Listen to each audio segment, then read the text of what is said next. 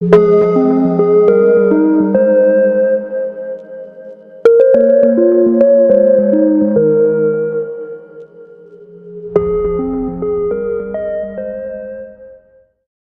1. You will hear a phone conversation between a lady and a salesperson at a computer store. First, you will have some time to look at questions 1 to 10.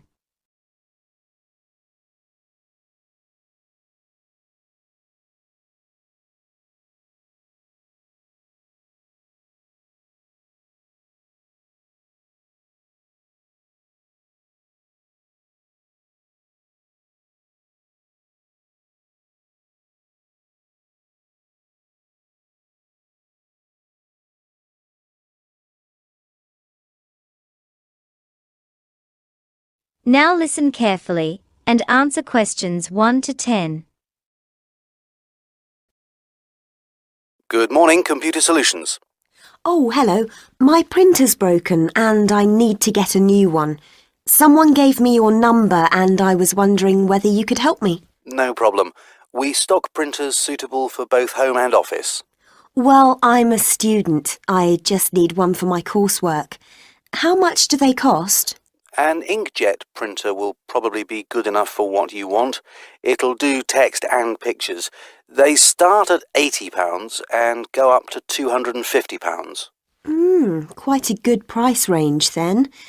I can spend about £150. Can I get a good one for that? Yes, I'd go for the Trion I-860. It had good reviews and we've had no complaints about it. The I-860. I'll come in and have a look. What time are you open to? Normally we close at 5:30, but today being Saturday, it's 8:30. And where exactly are you? In Hollow Ridge, 15 Park Lane. 15 Park Lane. Got that. Before you hear the rest of the recording, you have some time to look at questions.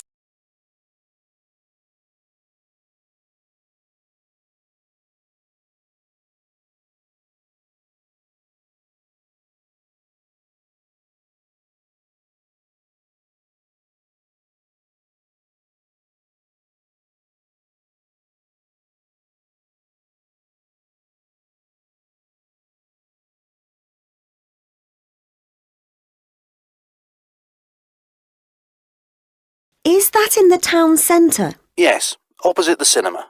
OK. And is it easy to park? If I buy the printer, I'd want to take it home with me today. No problem. There's a car park quite near, just at the back of the supermarket. OK. Oh, one more thing. Do you take credit cards? Cash only, I'm afraid. Will that be all right?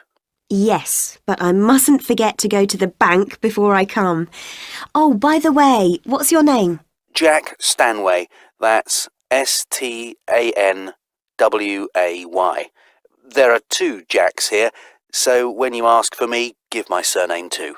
OK, I will. I work in the office, but you need to go to the 3rd floor where the printers are. Just ask for me there and I'll come out and see what I can do to help. See you later. The 3rd floor. Great. Thanks for your help. Bye. That is the end of Part 1. You now have half a minute to check your answers.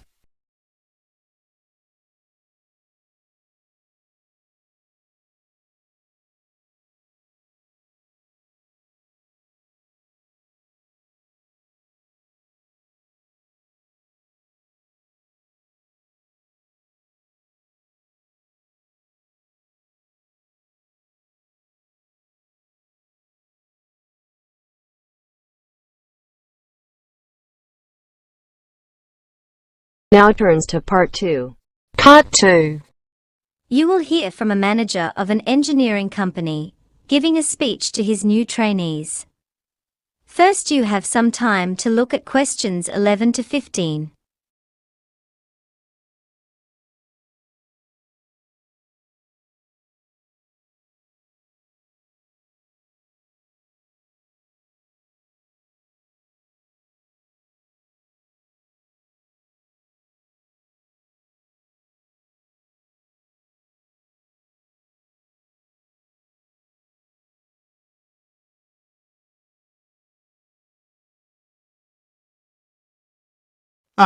Good morning, everyone. My name's Jeremy Armstrong, and I'm in charge of your training programme here at Coppersmith Engineering, manufacturers of what we like to think are the world's best diesel engines. I'll start by giving you a very brief background to the company. Right. Now, the founder, John Coppersmith, was born locally in 1910. In 1932, he started making bicycles in a shed at the bottom of his garden. This proved so successful that 2 years later, he rented a small factory unit and set up Coppersmith Engineering.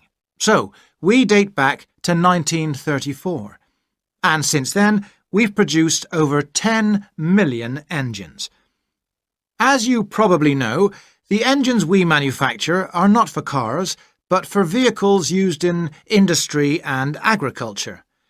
In the last few years, we've also made engines that are used to power boats, including police launches and lifeboats. Another fairly new development is that 10 years ago, we set up a joint venture with a Japanese manufacturer, and as a result, we're seeing a big rise in turnover, while keeping production costs steady. Of course, this success gives us great confidence in the future, and so we're currently in the middle of a 5-year plan to improve the buildings we have here. We've just completed a new test facility, and as you were coming in, you probably noticed the site where we're constructing an office block. At present, our desk-based staff are in several buildings, and they're all due to move into the new one in 6 months' time. Oh, and just one more point I'd like to mention. Our goal has always been to achieve top quality in everything we do. So, when we received an award last month from the City Council, naming us Best Employer, we were very proud indeed. Before you hear the rest of what the manager has to say, you will get some time to look at questions 16 to 20.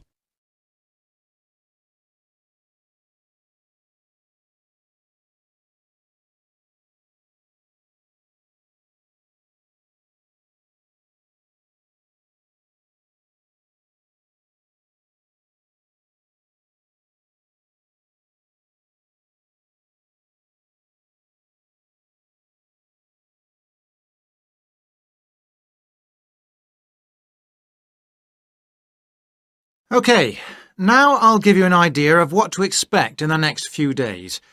You'll each be spending today and tomorrow with one of our staff, following him or her around, sitting in on meetings, and generally learning about that particular activity.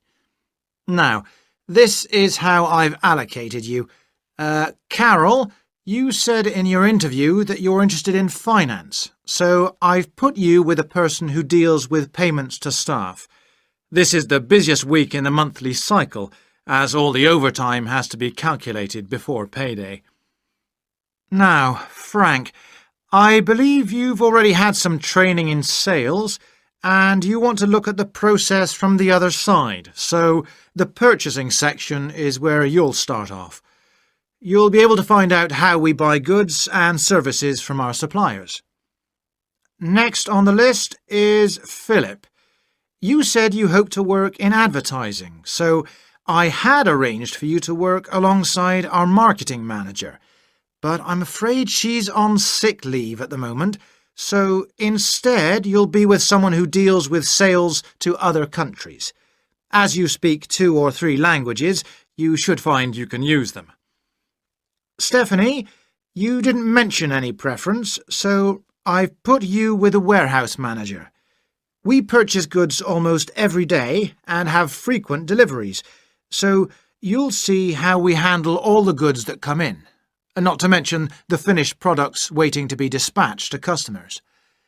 And lastly, Min, I understand you've been working in an employment agency and would like to look at the application process from an employer's point of view. We're about to advertise for new training staff to join my section, so you'll be with the person who's responsible for recruiting them. You might have some good ideas for how they should go about it. OK, Now, if you'd like to come this way... That is the end of part 2. You now have half a minute to check your answers.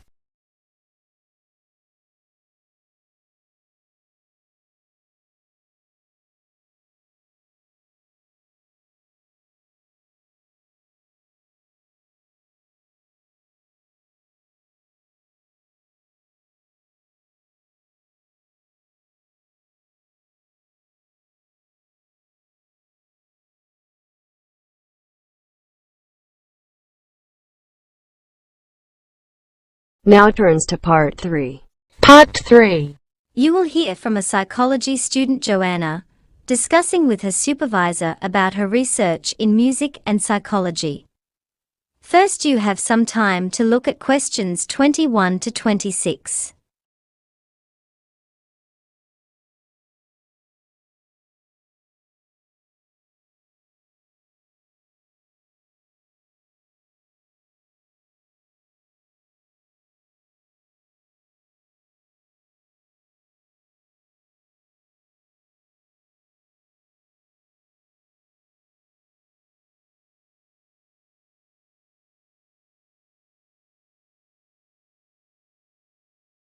Hi, Joanna. Good to meet you.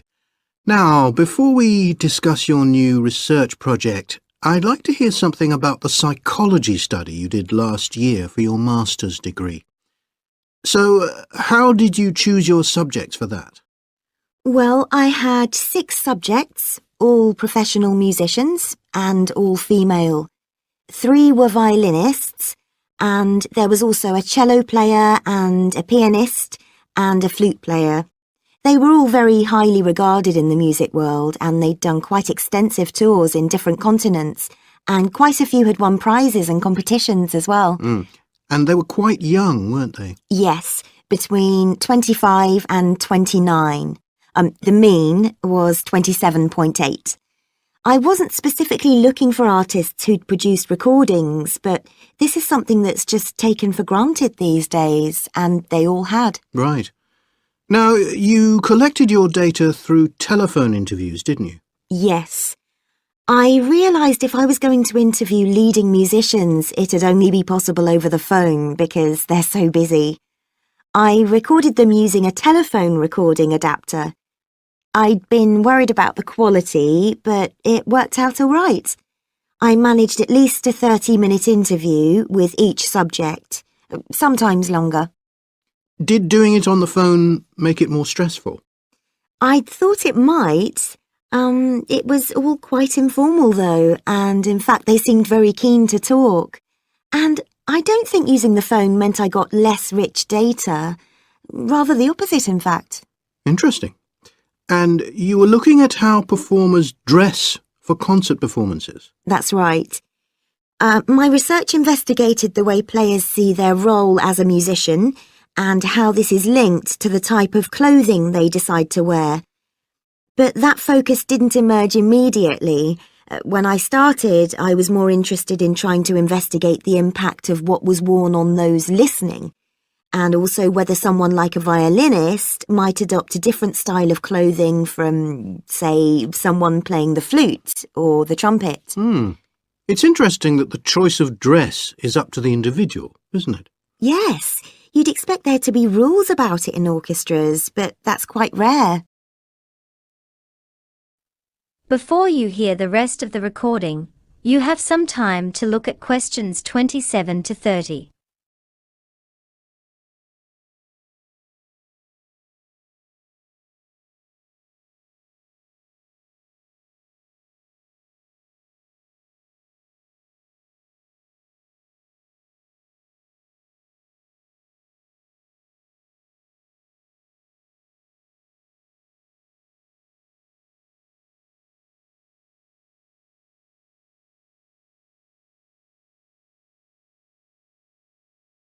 You only had women performers in your study.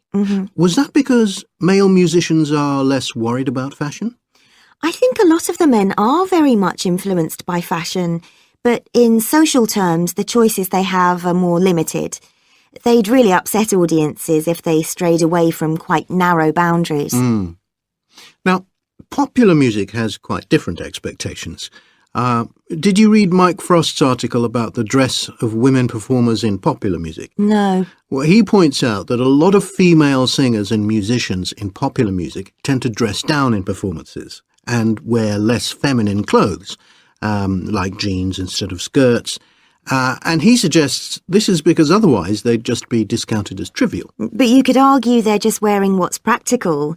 I mean, a pop music concert is usually a pretty energetic affair. Yes, he doesn't make that point, but I think you're probably right. I was interested by the effect of the audience at a musical performance when it came to the choice of dress. The subjects I interviewed felt this was really important. It's all to do with what we understand by performance as a public event. They believed the audience had certain expectations, and it was up to them as performers to fulfill these expectations, to show a kind of esteem. They weren't afraid of looking as if they'd made an effort to look good. I think in the past, the audience would have had those expectations of one another too, but that's not really the case now. Not in the UK, anyway. No. And I also got interested in what sports scientists are doing too, with regard to clothing. Musicians are quite vulnerable physically, aren't they? Because the movements they carry out are very intensive and repetitive, so I'd imagine some features of sports clothing could safeguard the players from the potentially dangerous effects of this sort of thing. Yes, but musicians don't really consider it. They avoid clothing that obviously restricts their movements, but that's as far as they go. Anyway, coming back to your own research, do you have any idea where you're going from here? I was thinking of doing a study using an audience, including... That is the end of part 3. You now have half a minute to check your answers.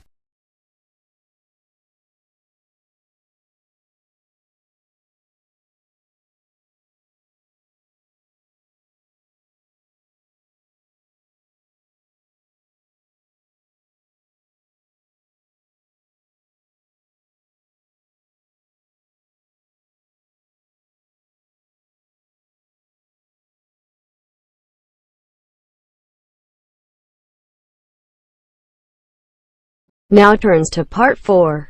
Part 4. You will hear a lecture about crocodiles. First, you have some time to look at questions 31 to 40.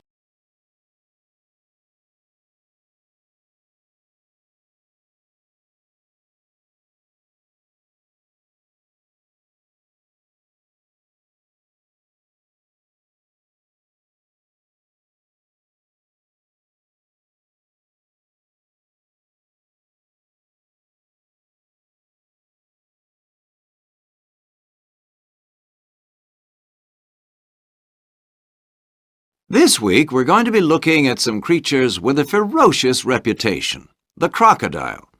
The largest species of crocodile in the world is the saltwater or estuarine crocodile, which can be found in Southeast Asia and, more especially, in northern Australia. This crocodile is the largest living reptile in the world, bar none.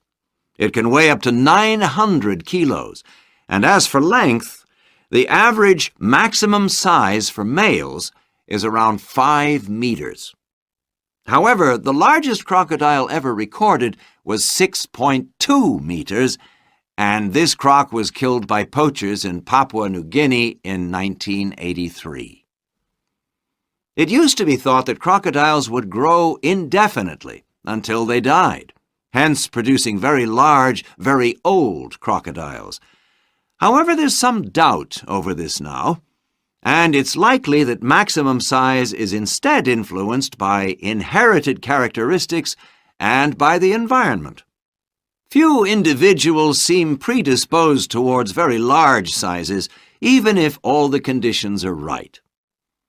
Crocodiles are very sophisticated creatures. They can float or sink at will, finely tuning their buoyancy. In this way, they resemble a submarine.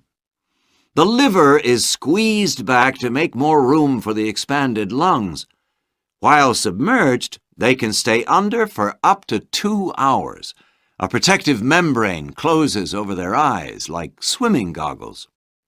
Crocodiles feed on a large variety of prey, such as small mammals, birds, and even domestic livestock. They have very strong jaws, but they don't chew their food. They swallow it in large chunks, and it is broken down in the stomach.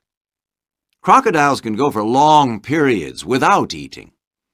There are, in fact, numerous examples of the animals not feeding for a whole year. They become extremely thin, but they're still active and are perfectly capable of feeding when food appears. Some species of crocodile can even tolerate freezing temperatures. This is because a crocodile has a very sophisticated circulatory system, with a heart more like a mammal's than a reptile's. Because crocodiles look like logs of wood, people assume, wrongly, that they will behave in the same way. However, studies have shown that crocodiles are quite complex socially. Individuals know other individuals and have long-term relationships with each other. They also learn very rapidly how to avoid dangerous situations. Some species can also become quite tame. One crocodile biologist, Federico Medem, described a doctor in Colombia who had an Orinoco crocodile. He had raised it from a baby. This crocodile was a female about 3 meters long, and it played with the children and the family dog. Crocodiles of all species are threatened by many human activities. In the past, commercial overexploitation by skin collectors and indiscriminate killing by frightened villagers have resulted in many species suffering drastic declines in numbers. But no species has become extinct because of human exploitation. However, what is most threatening the crocodile is destruction of its habitat. Because they are quite large animals, they require areas that are both large and diverse, and this brings them into conflict with local farmers and fishermen. One conservation project which is working well is with Nile crocodiles in the Okavango Delta in Botswana. Although the Nile crocodile is not listed as endangered, research suggests it should be. The number of nest sites has decreased by 1/3 in the last 15 years. Fishermen destroy the nests, crocodile ranchers take their eggs, and also do not return enough juveniles to the wild, and there is now only one small part of the delta left where crocodiles can lay their eggs. To get data on the crocodiles in the area, researchers have measured, tagged, and taken blood samples from over 1,500 crocodiles, all without drugging the animals. They catch the crocodile by throwing a wet towel over its head. This is important, as a dry towel would come off too easily, thus allowing the crocodile time to escape. And they tie up its jaw with rubber bands. The animal is then released. Countries encountering a decrease in their crocodile population include Bangladesh, China, and Madagascar. Some other countries, such as Australia, have already taken steps to improve or create new habitats to positive effect. However, this has not always been the case elsewhere. The creation of dams and a new lakeshore has had little effect in Honduras and India because of drought or an increase in water use for agriculture. Zimbabwe, though, has seen an increase in numbers of its crocodiles because of expanded habitat. Too readily we have cast crocodiles as ruthless predators, feared them, misunderstood them, attacked and exploited them. But they are great survivors that go back more than 70 million years. We must do everything we can to make sure that crocodiles live on, looking and behaving much the same as they do today. That is the end of part 4.